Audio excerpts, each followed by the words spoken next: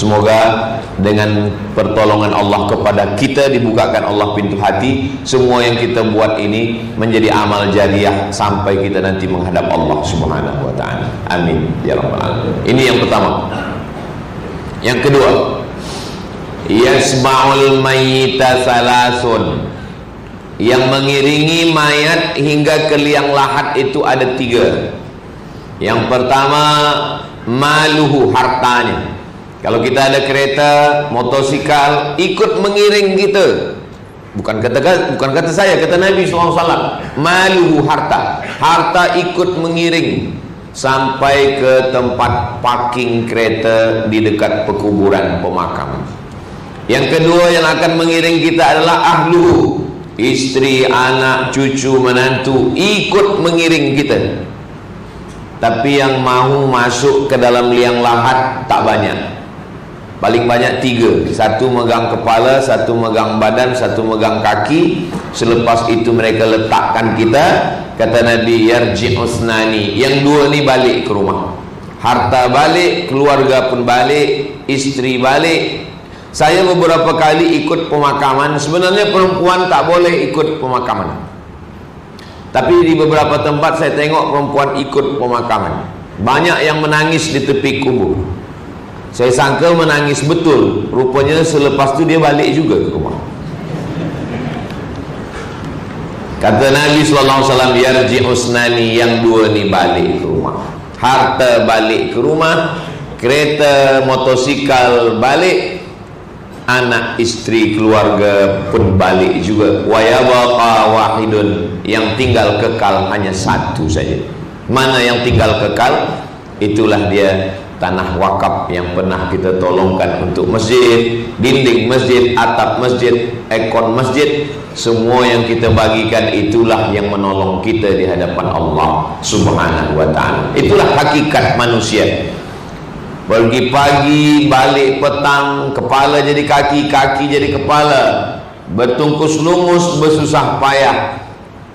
Jangankan tetes peluh keringat air mata, darah bersimbah. Tapi yang kekal dibawa mati hanyalah yang pernah dia belikan untuk agama Allah Subhanahu wa ta'ala. Mudah-mudahan saya, kita, anak-anak cucu kita semua memahami hakikat hidup ini, sehingga tidak hidup sia-sia, selepas itu hanya penyesalan sahaja. Orang-orang yang mati itu ketika dia menghadap Allah Subhanahu wa ta'ala, Rabbana ya Allah, absarna, mata kami sudah menengok azab, wa sami'na, telinga kami sudah mendengar, farji'na, balikkan lagi kami ke dunia. Itulah kenapa ayat itu ada dalam surat Alif Lam Mim Tanzil, surat As-Sajadah. Subuh Jumat dibaca supaya apa? Supaya 1 pekan sekali, 7 hari sepekan sekali kita dengar ayat itu. Rabbana absarna, mata sudah memandang, wa sami'na, telinga sudah mendengar, farji'na, balikkan lagi kami ke dunia, na'mal salihah, kami ingin beramal saleh, inna muqinun, kami yakin seyakin-yakinnya. Tapi yakin itu tak lagi bermakna, sebab kita sudah menyatu dengan tanah. Itulah penyesalan orang mati yang tak berkesudahan hingga hari kiamat. Maka selagi kita hidup, hayat di kandung badan, jantung masih berdetak, nafas masih berhembus, kaki masih melangkah, insya Allah kita gunakan ini untuk membina masjid daerah Taiping ini, insya Allah. Amin ya rabbal alamin. Ini yang kedua. Yang ketiga, kata Nabi SAW, dawu mardakum bis sadaqah, obati, bagi obat orang yang diantara kamu kalau ada yang sakit, dawu, bagilah obat bis sadaqah, dengan sadaqah. Ayat hadis ini kalau didengar orang, apa hubungan antara sakit dengan sadaqah? Kalau sakit minum madu masih ada hubungan lagi. Likulli da'in dawa, setiap penyakit ada ubatnya. Tadawu, maka berubatlah kamu.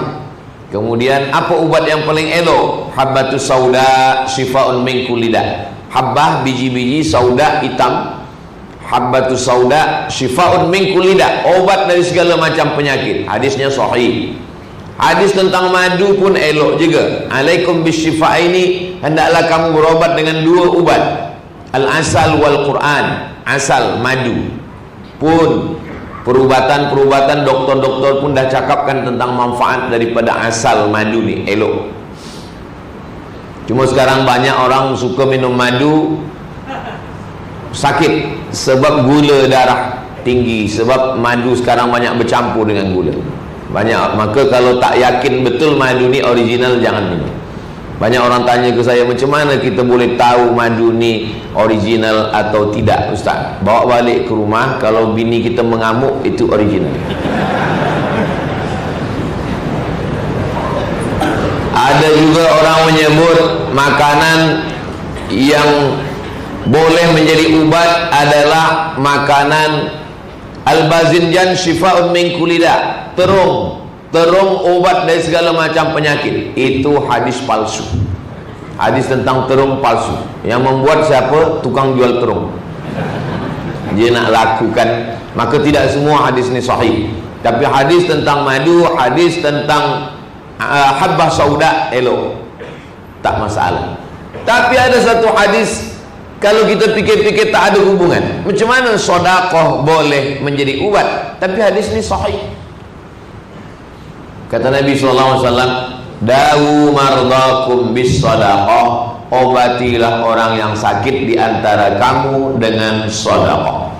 Masa saya sampaikan hadis tentang sakit sedekah ini, saya baca buku kitab ditulis oleh Abu Amr Al-Misri dari Kahirah. Nama kitabnya Sa'ah wa Sa'ah Ajaib wa Taraif.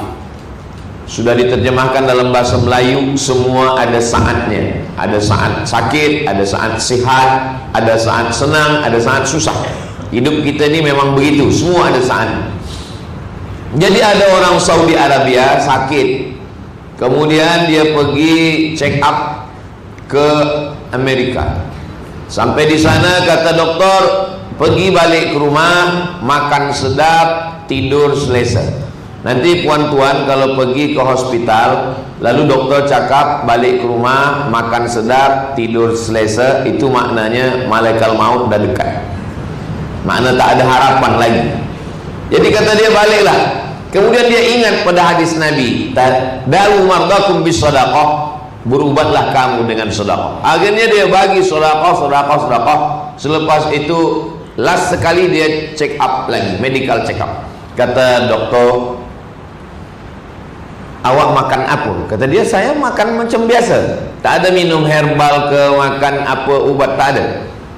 Kenapa? Karena Allah SWT bagi satu keajaiban, dia sihat walafiat.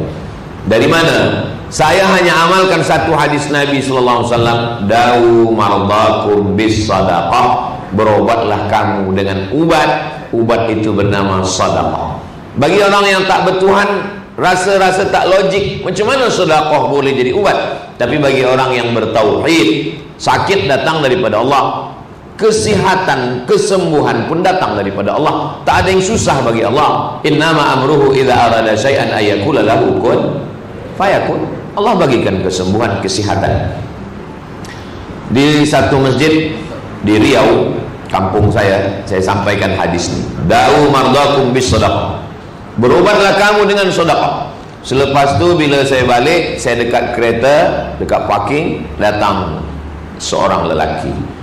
Hadis yang Ustaz sampaikan tadi itu sudah dicuba oleh orang rumah istri saya. Doktor cakap dia kena penyakit kista, macam kanser, maaf cakap, di dalam rahim sebesar duit logam. Kata doktor, ini mesti kista ini diangkat. Kalau diangkat rahimnya ikut sekali. Nanti kalau diangkat, maaf, nanti selepas kista ini operate, selepas itu nanti dia tidak boleh mengandung lagi. Maka bila doktor cakap kamu bila diangkat operate, nanti selepas ini tidak boleh mengandung lagi, istrinya menangis, suaminya tersenyum. Yang senyum-senyum ni kita curiga juga. Tapi rupanya istri dia tahu tentang hadis dawu mardakum bis sadaqah. Lepas itu isteri saya ni bersedekah.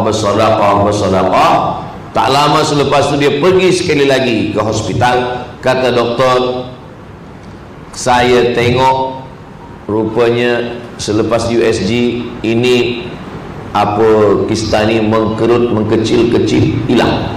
Sembuh sihat walafiat. Isteri saya itu sembuh sihat, Ustaz Abdul Somad. Kata doktor, awak tidak perlu operate lagi dan sekarang sudah sihat. Maka manakala doktor bercakap, saya boleh punya anak lagi, boleh mengandung, boleh punya anak lagi dan sihat walafiat. Masa itu kata dia, isteri saya tersenyum, saya pula yang menangis.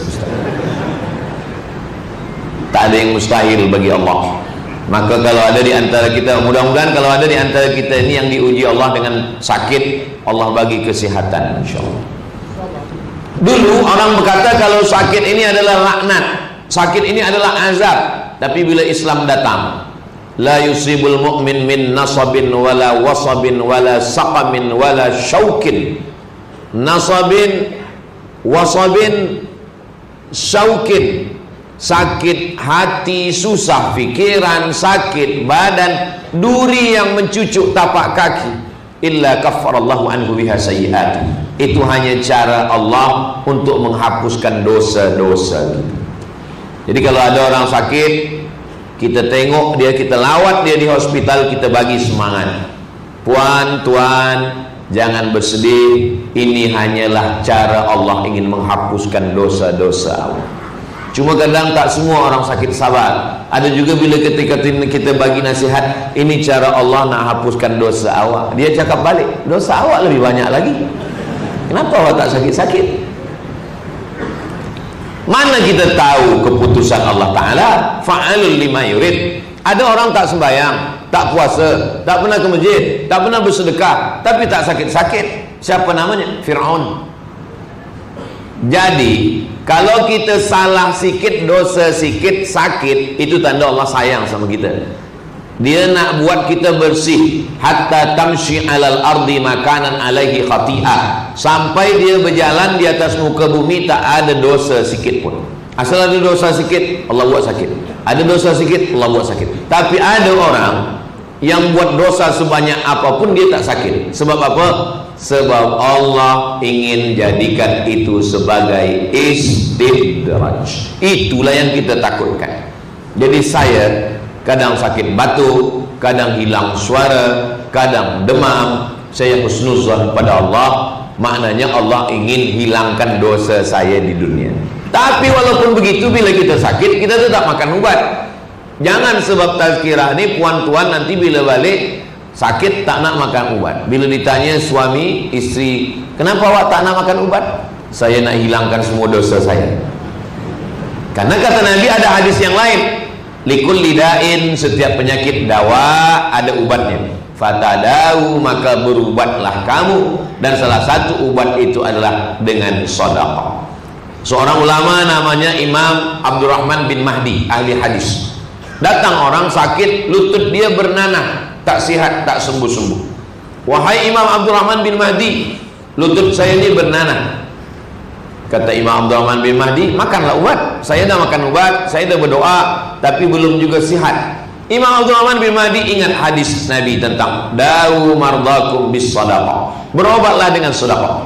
Maka Imam Abdurrahman bin Mahdi, oh saya ingat hadis Nabi, cuba kamu bersedekah, buatkan perigi di tempat orang yang susah dapat air. Kalau di Taiping tak usah buat perigi, sebab sini paling banyak air. Saya dengar Taiping paling selalu banyak hujan. Alhamdulillah sekarang ni tak hujan, tapi hujan pun rahmat Allah Subhanahu wa ta'ala. Nah, kata Nabi SAW, dawu mardakum bis sedekah, obati dengan sedekah. Sedekah yang paling elok adalah apa yang paling dihajatkan masyarakat. Bila masyarakat di kawasan itu paling berhajat air, buatkan perigi. Selepas dia buatkan perigi, selepas itu dia datang lagi menghadap Imam Abdurrahman bin Mahdi. Imam, ya, lutut saya sudah kering, nanahnya sudah sihat. Macam mana boleh perigi yang dibuat lutut yang sihat? Kerana setiap orang yang minum, mengambil air sembahyang, untuk mandi, untuk berwudu, selepas itu orang berdoa, ya Allah, orang yang bagikan perigi ini, kalau dia dah mati lapangan kuburnya, kalau dia masih hidup sehatkan badannya, dan doa itu dikabulkan Allah Subhanahu wa taala, mengetuk pintu-pintu langit. Dan bagi kita yang ada di kawasan Perak, di Taiping, kita tidak buatkan perigi lagi sebab air sudah ada, sudah banyak. Maka yang paling berhajat sekarang adalah masjid daerah Taiping. Maka dengan itu dibagikan Allah kebaikan-kebaikan untuk kita semua, insyaAllah. Amin ya rabbal alamin.